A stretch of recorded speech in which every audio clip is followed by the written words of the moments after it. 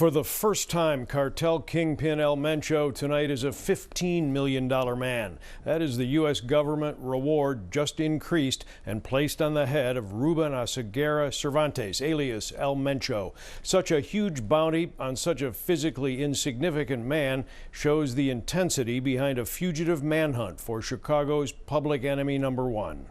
He's a person that we would consider as public enemy number one. More than 6 years ago, the newly installed head of the Drug Enforcement Administration in Chicago made a startling revelation to the I-Team.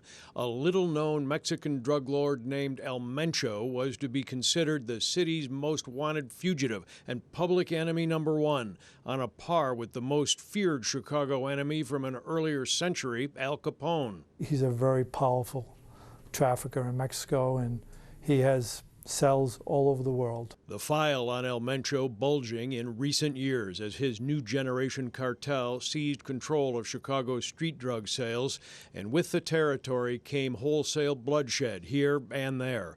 Mencho facing federal indictments in Chicago and other U.S. cities, still on the lam in Mexico, and still overseeing a multi-billion-dollar empire. Tonight, this symbol of his global drug conglomerate, the $10 million reward for El Mencho's arrest, has just been increased to $15 million. The hike in America's bounty for El Mencho comes as his family starts to unravel.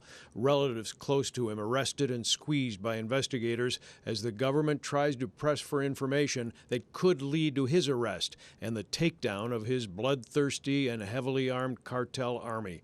As the I-Team first reported 2 weeks ago, El Mencho's son-in-law, Christian Fernando Gutierrez-Ochoa, was arrested on drug trafficking and money laundering offenses in Southern California. Ochoa had been living under a fake name in this luxury section here in Riverside after fleeing Mexico, according to prosecutors. Mencho had helped Ochoa fake his own death, even claiming to have murdered him, so the son-in-law and his daughter could live outside the dangerous cartel world. New details tonight from the arrest of El Mencho's kin in California. Federal agents now say they found numerous fake identities at the time of the arrest, along with ghost guns, those homemade weapons with no serial number but just as deadly as something off a store shelf.